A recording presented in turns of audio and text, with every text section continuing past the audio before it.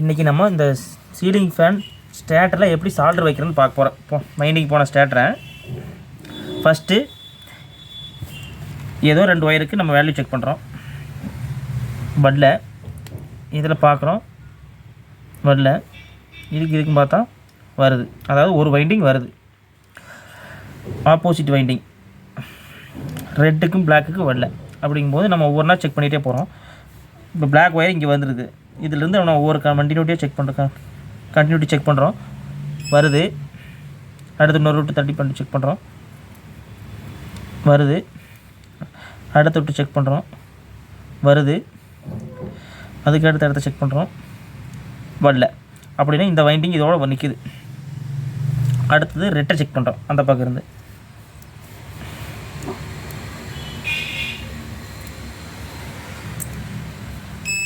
வருது,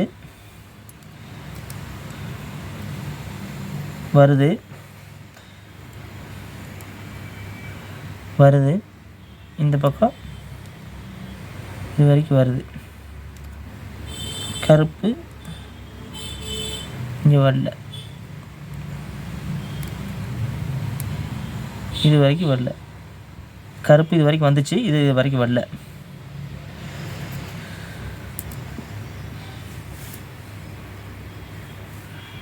கருப்பு இங்கே வருது, 2 இதில் வரலையா? சிகப்பு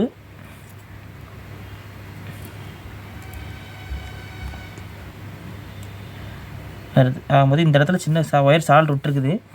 இது நம்ம நீட்டாக அப்படியே நம்மளால் எடுக்க முடிஞ்சால் கரெக்டாக அதை ஒரு வைண்டிங் மட்டும் எடுத்து பண்ணலாம். அப்படி இல்லாட்டி நம்ம இந்த இடத்துல ஓவராலாகவே இப்படி சால்டர் வச்சுக்கலாம்.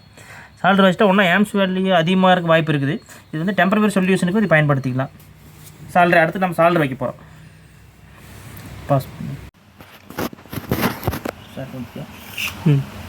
இப்போ நம்ம சால்டர் வைக்க போகிறோம்.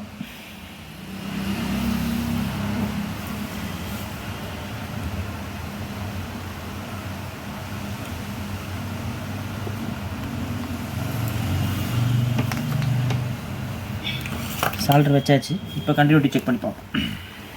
மீட்டர் பண்ண கருப்புக்கும் சிவப்புக்கும் 260 200.